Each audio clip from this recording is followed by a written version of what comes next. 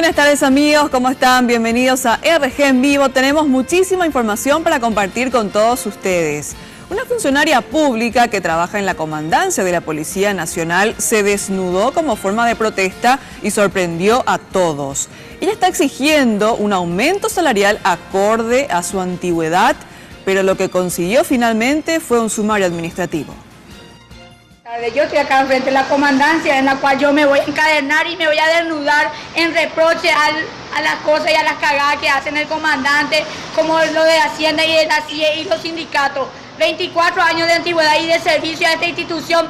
Opache Yubapemba, tengo platino, 5 platinos, que jamás ni siquiera me reconocieron ni me dieron un maestra monillana. Porque yo me accidenté a Pemba, era Paco AP, 24 años y es un atropello a nuestros derechos. Y le pido a los derechos humanos internacionales que nos ayuden. Y le pedimos por favor que esto no puede quedarse así. Ella es Sara Carolina Jiménez y se desempeña como ayudante de cocina en la comandancia de la Policía Nacional. Un aumento salarial que le pareció insuficiente la llevó a manifestarse ante las autoridades y más tarde a cumplir con su amenaza de sacarse la ropa. El comando institucional ya tomó medidas tras esta manifestación y abrió un sumario para la funcionaria.